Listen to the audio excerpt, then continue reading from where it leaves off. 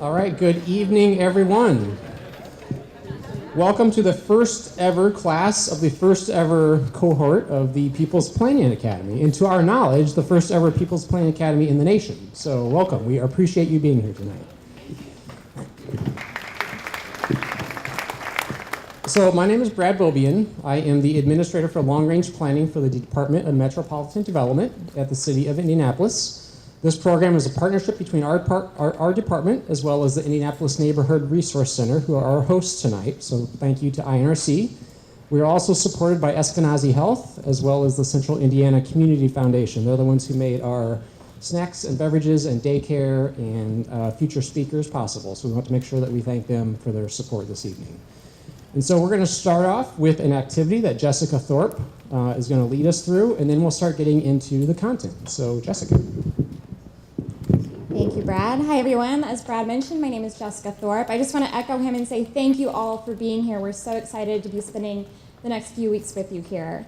So we're going to start with a game, as Brad mentioned. Start a little bit on the lighter side. So everyone should have picked up a game board and a little baggie with pieces.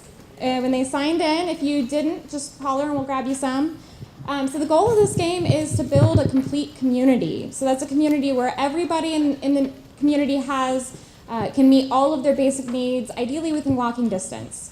So as you build these, you'll notice that there are business game pieces. Those are the ones that have the little blue bee or orange bee in the upper left-hand corner. And so each one of those, you'll notice, has a number on the back. So that number on the back is how many dwelling units you need to support that business. And they're not cumulative, so you'll need to add dwelling units for each one of the businesses that you place. There are also amenity pieces that have a little A in the upper left-hand corner. And those amenity pieces, you'll need one of those for every 5 dwelling units. So a little bit of math here. But as you're building your community, think about what your priorities are. So you'll need to think about all the different goals that you have for your community. So we have this thing called the Plan 2020 Bicentennial Agenda that you're going to learn a lot about later on today. But the Bicentennial Agenda is the vision and values that guides everything that we do at DMD. It guides all of our plans, and it lays out the vision and values, and it lays out 4 big goals. And those are to make Indy healthier, more inclusive, more resilient, and more competitive. So as you're building your community, think about those priorities, those goals, and think about how you can build your community to achieve those goals. Let me make sure I didn't miss anything here. So you'll have about 20 minutes to do this. And then if you have any questions, Brad and I will be walking around the room, so you can just grab one of us.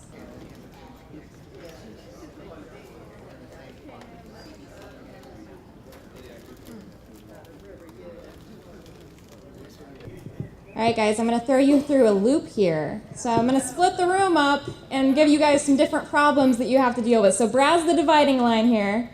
All right, so everyone on this side of Brad, look at your game boards. Your river has flooded. Yeah, this side of the room, your rivers have flooded. So look at your board and look if you have any houses that are on your river. Those residents had to move away. So you got to take those houses off and think about what land uses might be more appropriate to build along an area that floods. And you also and also look at your businesses, because you may not have enough dwelling units now to support your businesses. So that's the problem for this side of the room. Now, on this side, the issue you guys are dealing with is that your population is decreasing. So your household size has gone down, so you now have half as many people living in each of your houses. So now you need twice as many dwelling units to support your businesses. So think about how your neighborhood, your community needs to change to adapt to that problem.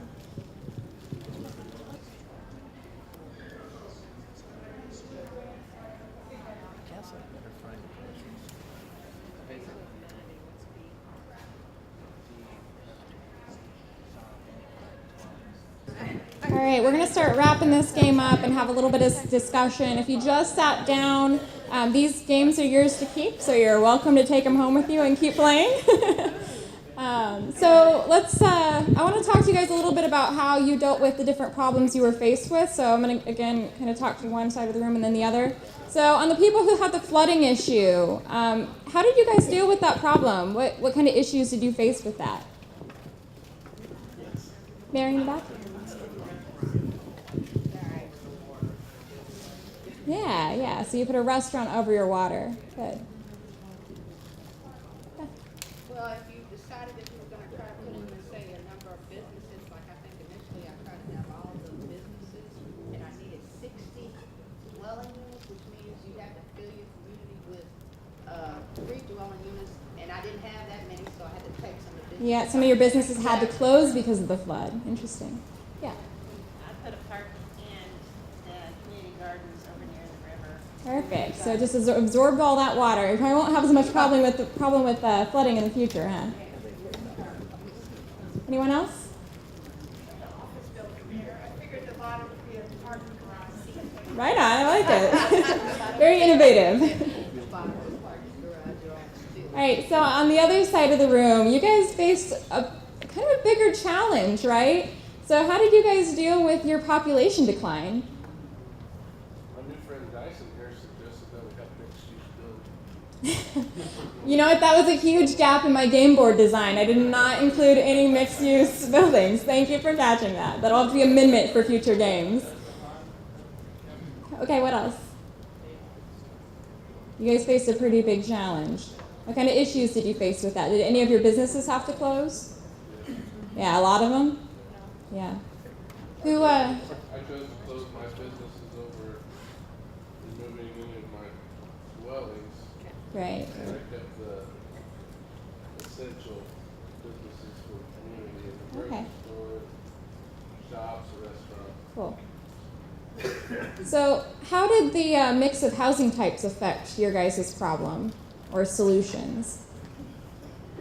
Yeah. Some of my single family housing went away and I incorporated the communal housing. Did you have the same solution? So you diversified your housing a little bit. Were you able to save more of your businesses by doing that? Cool. Yeah. Still had some closures. So I'm going to pass this off to Brad. I think he's got a couple more questions for you. So both of those issues are planning related issues, right? Is there anyone here from Rocky Ripple or Ravenswood or any neighborhood that's in floodplain where you need flood insurance? Right, well, we have those neighborhoods. Back in the day, we used to build neighborhoods in floodplains. We try not to do that much anymore, but we still have that problem with many neighborhoods. And as development happens upstream, we have more and more flooding. And so that's an issue that we deal with. Population decline, many of our neighborhoods have faced that, especially in the core of the city. And even if every single house was populated, we have fewer people living in every house. And so there's fewer customers for businesses, there's fewer taxpayers to support parks and schools and things like that. And so declining cities, Indianapolis is not a declining city, but we do have neighborhoods that have declined. There are major U.S. cities that are in decline, and that is a wicked planning problem that no one has solved yet. Now, how many of you put a liquor store on your board? That's that. I had to close the All right, bar. most of the guys. So for those of you who didn't put the liquor store, what was your reason? Grocery store. There you go. So you buy your liquor at the grocery store. Okay. Preferable to a bar. Preferable to a bar? Why? How so? Because you get your liquor, you take it home, you still are a consumer, and more businesses going through, and the bars are, yes, your businesses, but it's more concentrated. You Okay. don't have as much in and out. So different traffic patterns. Different traffic Okay. patterns. The bar could be in the restaurant. Mixed use again. It's a mixed use table here, right? Sure. Okay. That's the next question. How many of you put the substance abuse clinic on your board? That's fantastic. That is not something that many neighborhoods welcome in their neighborhood, even though we know we need it in our community. It's across the street from, it's like a one-stop shop, right? All right. So yes, so planners deal with land uses that nobody wants. We have to have landfills. We have to have power generating plants. We have to have jails. We have to have methadone clinics. We have to have all those land uses because they're needed for our community, and we have to put them somewhere, right? And so I hope that this game was fun, was entertaining. We'll go into much more detail about some of the issues that we've raised through this kind of introduction. But in essence, this is what planning is about. It's about choosing values, competing, you've got limited resources, limited land, and you have to allocate accordingly to meet those different values. And that's kind of what this game is intended to accomplish. And so we're going to move on now. Attempt to put this down. And so tonight's agenda, I'm going to talk a little bit about what to expect over the next 6 weeks in the Planning Academy. Then I'm going to give you a Planning 101. I used to teach at Ball State, and so this is a little coming home, teaching to all you guys. Jessica is going to come up and talk a little bit briefly about what the comprehensive plan is. That's the thing that we're working on. And then Jane, who helped check you in, is going to briefly go over the 4 bicentennial agenda values that I just mentioned at the beginning. So before we get started, just some logistics. So today we started a little bit late just because it's the first night and everyone needed to get oriented and parked and all of that. In the future, the next 5 sessions, we will try to honor your promptness and start on time. We will also do our best to end on time. Restrooms, if you haven't seen them, they are right out this, to my left door here. Feel free, we're grown-ups, feel free if you need to use the restroom, just get up and go. We do have Wi-Fi, and so there should be some open networks that you can connect to. Snacks and drinks are in the back. And at the end of every class, we will be emailing you a link to a survey to evaluate that class. And so we'd appreciate it if you would give us some feedback. As I said, this is the first ever time we've done this. We expect to learn a lot as we go through it, and we appreciate your honesty in giving us feedback. And so as we keep doing this, we can learn and make it even better. So we've got 3 purposes. Why are you here? Why did we do this? We've spent a lot of time and effort trying to figure this thing out. As I mentioned, we can't find a role model anywhere else in the country. We've had other cities actually come out to us, and even before we had it built, to learn how we do it.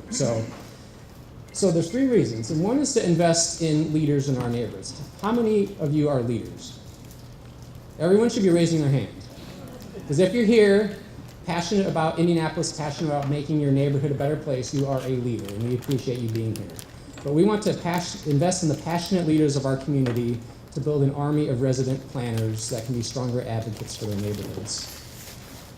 More specifically, we have a project underway called the Marion County Land Use Plan that all of you will be invited to participate in the stakeholder committee for when you graduate from this program. We want to improve the quality, the quantity, and the representative. Jessica said I would screw this word up. Representativeness of the engagement for that plan. We also want to build resident capacity to lead independent planning processes that we are building a process called certified plans that we're piloting right now. Now, class schedule. Tonight's class 1, so Planning 101. The next 4 sessions are about those bicentennial agenda values. The next 4 sessions, I will kind of be the MC, but I will not be speaking a lot. We will have guest speakers that come in and talk about sessions. The final session will be training in the new Marion County Land Use Pattern Book, which is a new piece of our land use planning system that we are introducing. Now, we've had a lot of people that say, I can't make next Thursday, can I take Saturday? Yes. You can mix and match, just please let us know. If you can't do either a Thursday or a Saturday, we also have an online backup that Channel 16 is helping us with. And I also want to say thank you to Channel 16 for being here. We actually sold out, so tickets were free, but we sold out all the seats in both this Thursday and Saturday sessions, which was completely unexpected. And so we do have that new online in Channel 16 option. So if you can't make a session, perfectly fine. We will accommodate you. Just let us know.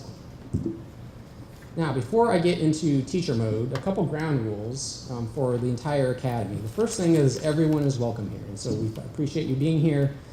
Everyone is welcome at the table here. Also understand that everyone is here because they care about building a better city. You might disagree on how we do that, but everyone is here because they care about building a better city. And so please be respectful, be civil in conversations when we have discussions. To that end, nobody is right, nobody's wrong. We all have unique experiences and different perspectives that we bring to the table. What was that? That's my wife. I'm not the guy to do that. Listen, share, ask questions to understand. To understand, you can't talk all the time. To understand, you do have to listen. You do have to ask when you don't understand. So please, if you don't understand something, let us know. The survey will also give you an opportunity, if you have a question that we didn't answer that you want us to answer, the next session you can ask the survey. And then finally, focus on interests and not positions. As I mentioned, we're all here for different reasons. We have different experiences. It's important to have an open mind, challenge our own minds in what we believe, and understand that others may think differently, and that's perfectly okay. So if everyone agrees to those ground rules, we'll get started. So Planning 101. So planning can mean different things to different people, and because of that, people often misunderstand what a city plan actually is. So one type of planning is like saying, I'm planning on taking a trip to Disney World over spring break. And so I've got my flights booked, I've got my tickets purchased, and my Fast Pass ticket purchased, and my Super Fast Pass ticket purchased, and all those passes you need to avoid lines. Those are all in my pocket. I've got the hotel room booked, and I've asked my boss for the time off to take my family to Florida, right? And so that type of planning, it's definitive. I say I have this plan, and I am going to do it because I've got everything ready to go.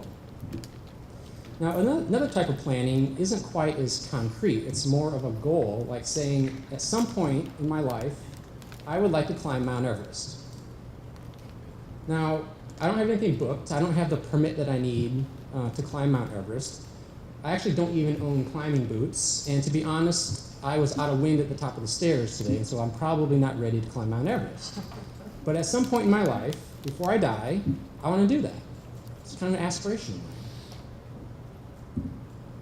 And so, show of hands, what is city planning more like? The trip to Disney World? Raise your hand. Is city planning more like a trip to Disney World? Remember, no one's wrong, no one's right. All right.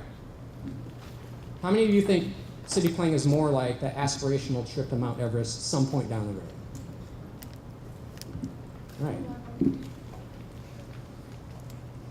So it is more like climbing Mount Everest because it's aspirational and describes the type of city we would like to see in the future. It's a guide. It's not something that's guaranteed to happen. So just because I say the plan is for this doesn't necessarily mean that's going to be. It's a guide, and I'll talk more about this or about that concept as we go on. But if you can remember that city planning is more like climbing Mount Everest and booking a flight to Disney World, you're well on your way to understanding the role of city planning. So I like analogies, and so this is the second analogy. It's your family budget. So we all have family budgets. Some of us have it written down in Excel, other people it's just in our heads, and some of us probably wish we could do better than others, right? But your budget is all about helping you achieve your goals. You want to live in a house or apartment or condo, and so you plan to spend money on housing, on rent or mortgage payment. You know you need to get to work to make that money, and so you set aside money for gas or a bus pass. And you have that goal of getting to Disney World at some point, and so you set aside some money each month to reach that goal. Budgeting is about meeting goals. Now, planning does the same thing. It helps us allocate land and resources to help our community achieve its goals. We know we need jobs for our residents, and so we need land for roads and industry. We know we need a variety of places for those residents to live, and so we build neighborhoods with houses and apartments. And we know we need places for neighbors to socialize and for wildlife habitat to be protected, and so we build parks. Like your budget that balances competing needs for the same money, city plans do too. If we only had industrial land, we wouldn't have places for workers to live. And so they'd have to drive a lot farther from somewhere else, and that means we'd need to spend more money on roads, and those people would need to spend more money on transportation. If we only had houses, we wouldn't have jobs that people could easily get to, or parks for them to socialize and relax in. You kind of get the idea. So planning allocates resources just like your budget. And getting back to that budget, how many of you have had an unexpected expense come up? Right? Everyone. Right? So the water heater leaks. The car breaks down. Or better yet, the Colts reach the playoffs. Maybe not this season, but that could happen, right? Or even an unusually cold month in January and the gas bill is crazy high. You've got those unexpected expenses. Most of your budget's based on knowns. You know how much rent or mortgage payment you need to set aside. You can estimate how much you need for utilities and food based on what you've done in the past. But there's always those unexpected things, and when those occur, you do have to deviate from your budget. You might skip a month or two of savings or postpone that Disney World trip a little because your family needs a hot water heater right now. Right? And so your budget is a guide, but you need to deviate from it at some point. So planning for a city is certainly more complicated, but the concept is the same. We can estimate how many housing units we need in the future based on population trends. Planners have rules of thumb about how much park space we need based on population, and we know where floodplains are based on the topography of the land. We know that industry needs highway interchanges, and major commercial areas need good road and transit access.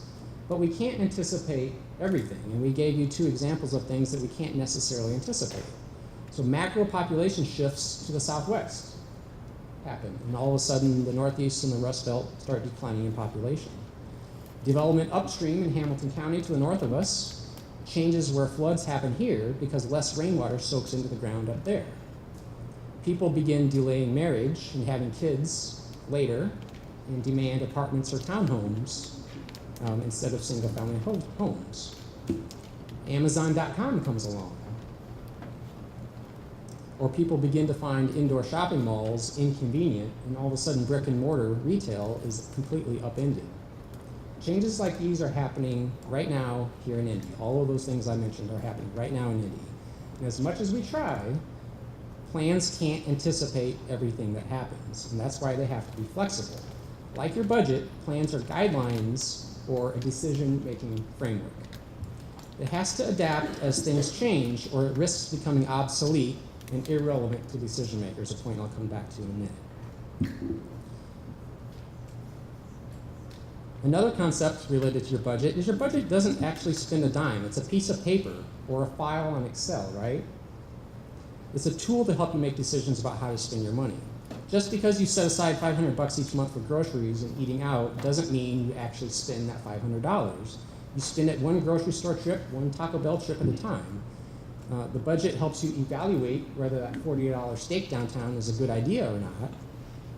But individual decisions to write that check or swipe that credit card is actually what spends the money. So planning is similar. Remember, planning's like Mount Everest. It's about aspirational goals.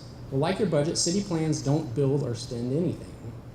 Just because we aspire to have commercial development at the corner of Main and State Streets doesn't mean it will actually happen. Why? How many of you think that city government builds the city? City government does not build the city. We build roads, we build infrastructure, but we actually don't build the city. Private parties build the city. Entrepreneurs, business owners, investors, homeowners, they're the ones who build the city. So whether that corner is actually suitable for commercial development depends on whether someone sees an opportunity to make money building it, and whether or not they can convince a bank to lend money to actually construct it. And that bank's decision is probably hinges on how many stores actually are committed to leasing space in that development, which in turn ultimately depends on how many customers are around for each type of store. That's what your entire exercise was about. And so just because we draw something on a map and say it should be commercial does not make it so. There's lots of steps that have to make it real. We don't know all of those steps. Plans don't go into the detailed financial, environmental, market analysis for all 350,000 parcels in Marion County. That's because they're aspirational decision-making frameworks, not a guarantee of what will be built. And finally, with the budget analogy, as much as I wish I could do budget, as much as I wish I could undo past spending decisions with my budget, that doesn't happen. I think we all realize that. I really couldn't afford that $40 steak downtown, but it tasted so good. The money's gone and there's nothing I can do to get it back because that's in the past. And that's because budgets and plans are decision-making frameworks for the future. What's already built is built. What the law already allows can still happen. Plans come into play when we need to make decisions about how things change. Just because we say we want a farm to become a new neighborhood doesn't mean that Sally Farmer has to stop farming. Sally can keep farming and can even sell her farm to Stephen to farm as well. But if she were to sell it to an industrial developer who wanted to do something different in the future, that's when we bring out the plan to help inform our decision. So plans are policy, not law. So what is law? The law is zoning. A lot of people get planning and zoning confused, and I want to make sure I convey that they are related, but they are very distinct things. And so plans are guidelines and policy. They don't change anything on the ground today. That is governed by zoning, which is a law that applies to every single property in our city. So zoning is a semester-long, very boring course unto itself, but at a high level, zoning regulates property in two different ways. The first is by use, and so that's a word that you need to understand. That's something that planners use quite often. But a use is just a way to describe or categorize an activity occurring on a property. And so residential could be a use. Single-family homes could be a use. Retail, a school is a use. Those are the types of things that are uses. So zoning regulates what types of uses can go on what property. It also regulates the development intensity, and that's how that activity can actually occur on that property. And so planners, humans call them yards, planners call them setbacks. But we have setbacks, and so that's how far from the street or how close to the street or to your neighboring property a building can be. We also have parking standards. Some places have minimum parking requirements and some have maximum parking requirements. And there's also height. There's lots of other things, but planners call those things development standards. So planning regulates in two ways. It also has two components. It has an ordinance and a map. The ordinance are the rules and regulations. It's the written piece of that detail what it divides. It outlines different districts, different groups of uses, and then it describes how those uses can be built. There's also a map, which is the application of one or more of those districts in the ordinance to an actual piece of property in real life. So when changes come about, there are two changes that can happen. We can change the ordinance. How many of you are familiar or were involved with the Indy rezone update process? Okay, we got a good number of you.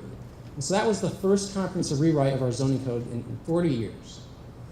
But that is something that city government initiates. That's not something that a citizen can request. I mean, you can ask for it, but it's actually the city planners that do the drafting, and then ultimately it's up to our boards and commissions of the city county council to enact. Now, map changes, on the other hand, can be requested either by city government, but more likely by property owners. So these are when the orange public hearing signs that you see across town pop up.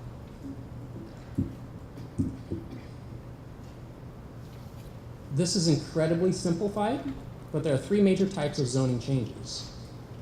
There's rezoning, which is a change in the zoning district, and so you want to go from being able to build commercial development to building residential development, and so you need a change in the zone. There's a variance of use, which is an exception to allow a very specific use that isn't otherwise allowed in that district. So it's not a complete rezoning, it's just saying, in this commercial area, I actually want to build a townhouse. Not anything else residential, just a townhouse, and so that's a variance of use. And then we have a thing called variance of development standards, and that's when you wanted to bend the rules or change the rules about how something can be built in the district. Now, here in gray, I have, it might be a little hard to see on this projector, but I have who actually makes those decisions. And so rezonings go to the Metropolitan Development Commission, the MDC, and the variances go to the Board of Zoning Appeals. And there's actually 3 divisions of the Board of Zoning Appeals because of the workload. So note that in each of these cases, the decision-making body is a group of appointed citizens. It's not professional planners. My staff do not make zoning decisions. We provide advice, we provide recommendations, but at the end of the day, it's citizens just like you that make decisions. So what's the relationship between planning and zoning? If planning is a guideline, zoning is law, what's the relationship? And that relationship is actually governed by state law. And it's shown up in state law in 3 different ways. First, the state law purpose statements, and I'll explain that. Rezoning decisions and variance of use decisions. I'm not going to read this because it's state law and incredibly convoluted. But in Indiana, zoning is optional. there are some places in Indiana that still do not have zoning. But in order to have zoning, you first have to have a plan. And that's why in state law, both the planning and the zoning sections of state law point back to the same purpose statement, which I show here. Remember those 3 map changes that people can request? The first of those was a rezoning, which provides, which the MDC works on. State law outlines the 5 things that the MDC commissioners have to consider when they are hearing a rezoning petition. So note that the comprehensive plan is one of those 5 things. Now remember, the plan is a decision-making framework. It's not the decider. And state law recognizes this by asking the MDC to regard it along with other things, but does not actually require one to follow it. And that's why we have to make sure that our plan is relevant to today's issues and flexible enough to accommodate unexpected things. If it doesn't help make a decision, it's going to be ignored. We have lots of plans in our system that date back to the HUDNA era, date back to Ronald Reagan. And those plans are incredibly outdated and not useful for making decisions. The Marion County Land Use Plan will update many of those. Variance of uses are one of those other things you can request. The Board of Zoning Appeals here must determine that the request for a variance of use doesn't interfere substantially with the comp plan. Now here the language isn't just to consider the plan like in rezoning. The BZA actually has to determine that each of these 5 statements are met. But even then, there's that interfere substantially clause, which is quite subjective. And so I say this because lots of people say, because it's in the plan and you don't make the decision according to the plan, you're wrong. Well, the plan is considered. It's not the governing document. It's one of the 5 things to be considered. Now, the final change I mentioned is variance of development standards. And so that's a change in parking or height or something like that. State law actually does not require that you consider the comp plan at all for those types of decisions. So just putting in things perspective, that is what state law says is the relationship between planning and zoning. I think it's incredibly important for you to understand what this plan actually does, because there's a lot that it cannot do. So what is the comprehensive plan? Jess?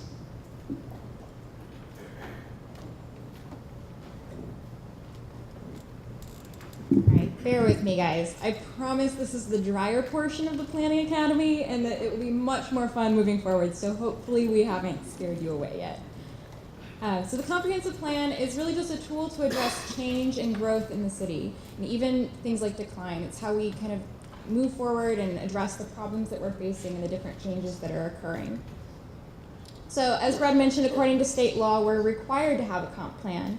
And you know, as far as the law defines it, that could be 3 paragraphs as far as the state legislature is concerned. But in practice, most comp plans actually include a whole lot more information than that. So our comprehensive plan in Indianapolis actually contains like 100 different pieces, more than that. So this is the point in the presentation where I usually like to tease Brad about this slide that he made. If you'll notice, each gear actually locks together. A lot of very meticulous work that he put in there.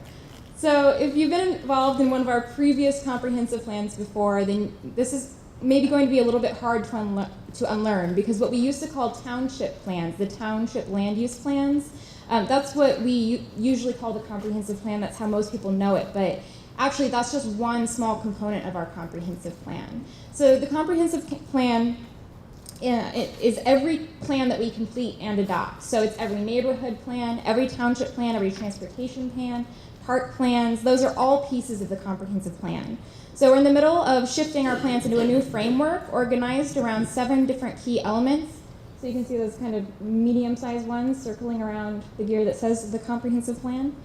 So think of these as different chapters of the comp plan book. So some even have subheaders or smaller, more specific plans that are underneath them.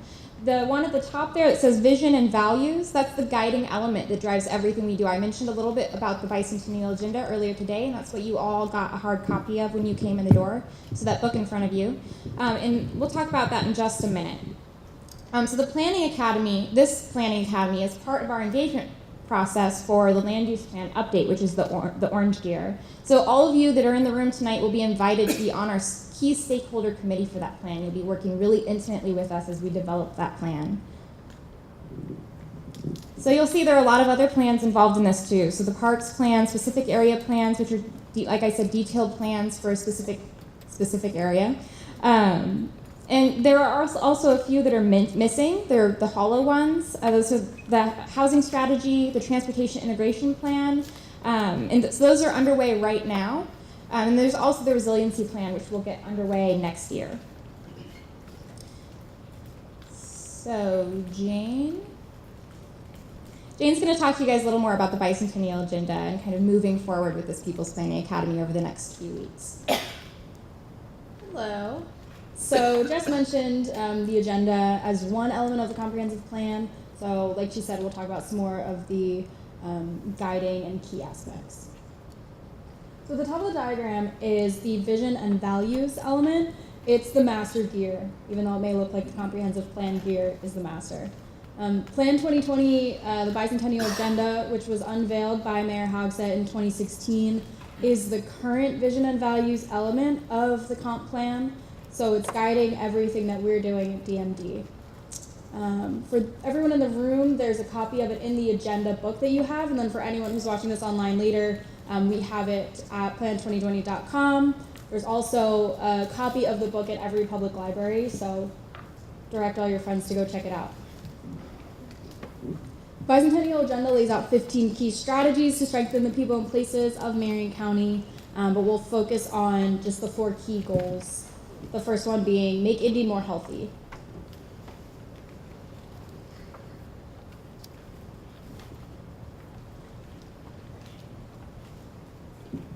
The second, make Indy more inclusive.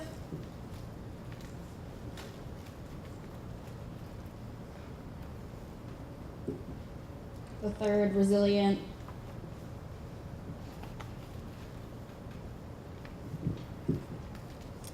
And the last one, make Indy more competitive.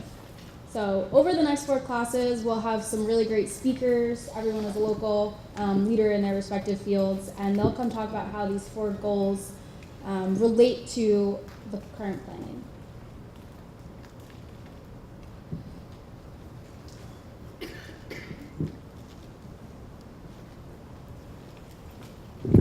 So we didn't introduce Jane at the beginning, but Jane is our AmeriCorps Vista member for the year. So she actually left a nice paying Manhattan job to come make poverty wages, helping to engage Indianapolis residents. And so Jane has been a valuable piece of actually making this program happen. So thank you, Jane. And so as a professor, you never hold class till the end on the first day of class, right? That's like an unspoken rule that you never do that. And so we're going to let you out a little bit early tonight, but you do have homework. And so the homework is to read the building blocks section of the Plan 2020 Bicentennial Agenda, which you have the hard copy in front of you. I think it starts on page 30. Now, you're welcome to read a lot more, but we want to make sure that you read those 4 pieces because that is how the future classes are organized. And so we want you to understand at least those 4 pieces.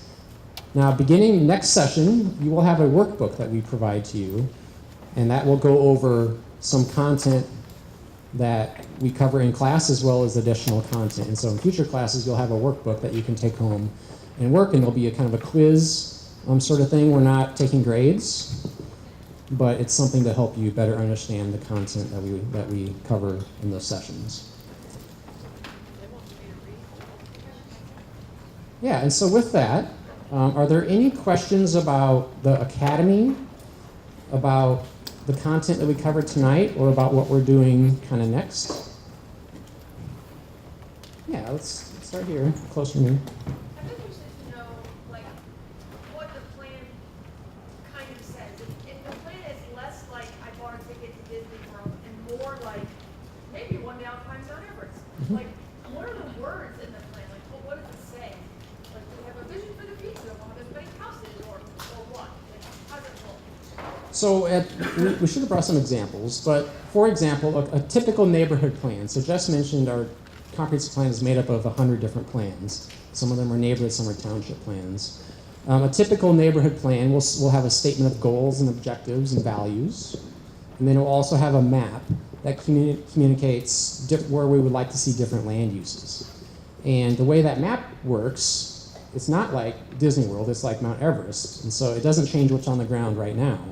But if someone wants to come in and change a use, then that plan is something that we bring out and we provide to the Board of Zoning Appeals or the Metropolitan Development Commission to help make the decision. And so typically there's a text piece that just kind of describes the type of community we want to see, and then there's a map that goes along with it that kind of applies those. So just like the zoning ordinance has the ordinance text and the map, plans also have that type of system. Well, the slides that you presented today, online somewhere. Sure, and so we can provide the slides online. Channel 16 is recording, and so this will be available on YouTube beginning next week. It'll also play on Channel 16 TV2. But we can also provide you, when it becomes available on YouTube, we can provide an email to you to let you know where that link is. And so would YouTube work, or would you prefer the slides just themselves? Because we can do whatever you'd like. You prefer slides? All right, so we'll get the slides put up on the website and provide that link to you by email. Does that sound good? Yeah. So just remind me that the Marion County Pattern Book, we kind of glossed over that at the beginning, but that is the text piece of the land use plan. That is actually out for public review right now. And so if you go to indy.civicomment, let me put that up here.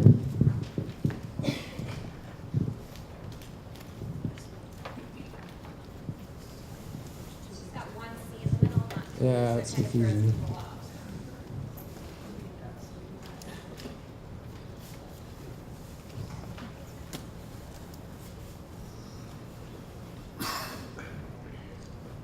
Yeah, that link will eventually be on the plan2020.com after we get through tonight. I've been a little busy. So indy.civicomment.com is a new platform that we are testing out to allow residents to engage and provide feedback on all of our plans at their leisure. And so you can go to that website, you can review the document, and provide comments. And so that is the thing that we will train you on. It's a very different system. If you're familiar with our land use system currently, it's a very different system.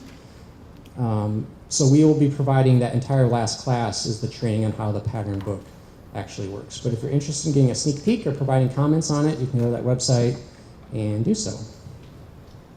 All right, gentleman here. You mentioned that every community had to submit a plan. Like, is there a minimum size on that community? Like, does every last township have to submit one, or is it only a certain threshold? So that's a good question. In Indiana, the rest of the state is different in state law than Indianapolis. We're the only type of planning commission that we have, but in every other commission, there's really no minimum for to have planning, or to have, anyone can have planning. To have zoning, there's also no minimum.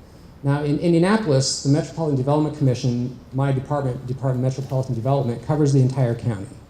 Excluded cities, included towns, all the townships, they are all part of me. Actually, in my world, the county is the city. Excluded cities and all that legally don't, we cover. And actually, the Metropolitan Plan Commission predates UNIGOV, and so we might talk a little bit about UNIGOV in the future, but that's when the city and county consolidated. Planning for the county actually consolidated before the rest of the government did. So our jurisdiction is the entire county. Yeah. In the 2020 plan, the 4 building blocks that you mentioned, Yep. how does that get implemented, and are there metrics for measuring whether or not you're meeting it, and if so, where can you see them? So the vision and values is that. It's the vision and values. It's up to all the other plans to actually make that real, and what does that mean? And so that's why we're very passionate about teaching how land use planning can make our city more competitive, how land use planning can make it more inclusive. We will cover some history about how planning in the past has not made our city inclusive. And so we are very passionate about how this plan can actually push those values forward, so they're not simply value statements. I'm not interested in planning for the sake of planning. I'm interested in planning to change our city, make our city a better place. And so the values are implemented by the individual plans. Does that help? No? No, but I hear what you're saying, but like, even in the context of this, how are you evaluating this? So the evaluation piece, that's a good, so how do you evaluate whether a city is more competitive or more resilient or more inclusive, right? Those are abstract concepts we can't necessarily measure. As part of Plan 2020, we built a data website called IndyVitals.com. It actually is winning a national award from the Trade Association of Data People. I don't forget what it's called. But it is IndyVitals.com attempts to put indicators to some of those measurements. They're indicators that we have off the shelf, and so for some, like inclusiveness, we don't have very good data on. But for others, we try to provide some indicators so we can understand how neighborhood by neighborhood is doing. At the end of the day, if not every neighborhood has benefited from Plan 2020, then we failed. And so Indy Vitals was built to kind of measure that population level change, and also to help all of the dozens of partners that joined us on Plan 2020 to understand what neighborhoods really need, so we can all make investments that are most relevant to where people are at. Sure. I think kind of to piggyback on that question, I feel like this session had a lot of caveats about what planning cannot do. Yep.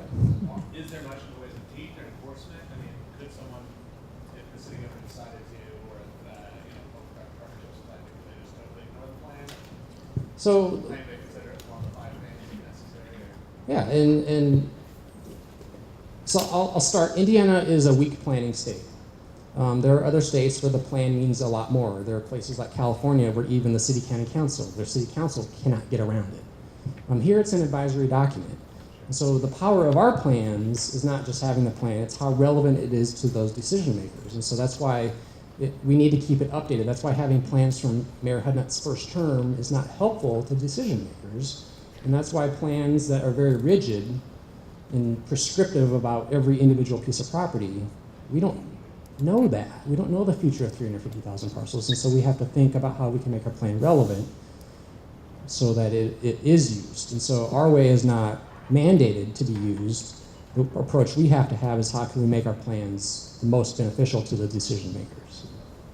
I suppose part of what we're doing here is establishing a wider base so that you part of the plan, you also know you're irritating a bunch of taxpayers and citizens. So I may have ulterior motives in building support for planning in our city or not, but yes, that could be one helpful outcome. That's part of our goal, making you guys better advocates for your neighborhoods. You know, how many of you have attended a zoning case at this downtown city county building? Yeah. And so for the professionals inside, again, we don't make the decisions, but one of the things we notice is that a lot of people argue on emotion, and that makes sense because it's impacting your neighborhood, it's impacting your quality of life, potentially, right? But emotions, if you look at those list of 5 things, those aren't things that legally matter. Now, to the people sitting up on that podium, it does. But we want to also to have you be able to make those more concrete planning level arguments so you can be more effective advocates for your neighborhoods. All right, other questions? Ma'am, back. So planning for the future, and I realize it's a recommendation, vending or outlet or whatever. Will it include planning to make to include accountability in the future? And I specifically pointing to things like the RCA plan, the GM stamping plan, and places that really affected neighborhoods and were left to languish. And can the planning include recommendations for accountability? Because if you're looking into the future, you don't know where businesses are going to be in 10 or 15 or 25 years. Yep. And that continues to happen. Something like 70% of new retail space in the past, since the recession ended, has been taken up by food. It's not stuff you buy because Amazon's out there, right? And so what does that mean? To answer your question directly, there is no legal authority in the plan to have that sort of stuff. We can say it, but it's a hollow threat.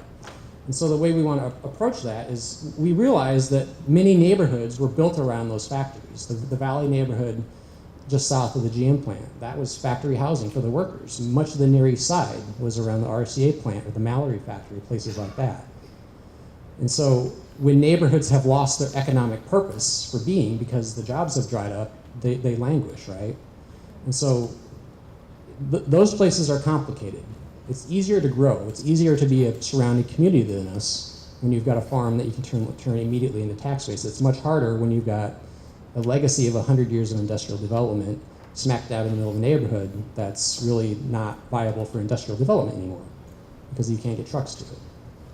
And so those are more wicked problems that we have to deal with. But our plan, the plan's role in that is to talk about what types of land uses we would like to see there and be flexible enough so that we can accommodate shifting trends, shifting industrial trends, shifting mixed-use trends, things like that. But to be perfectly honest, and you'll find throughout this that I'm generally a blunt, honest person. I'm not a politician. But not that politicians are honest, but that's not what I meant. Yeah, I'm digging myself out, so. But I'm not, to be honest, our plan does not have that authority. That's not, I showed you on the screen the 3 types of times that the plan is looked at for land use decisions. Yeah. Will you cover how ordinances and zoning become law? So that's something that we can cover. I kind of briefly covered the steps of it today, but that's something that you would find beneficial. That's something that we can try to squeeze into some of the sessions. It might be good to know if you want change. Okay. Okay, we can talk about that. Any other questions, comments? All right, well, I still met the cardinal rule the first day of class. We're out 15 minutes early.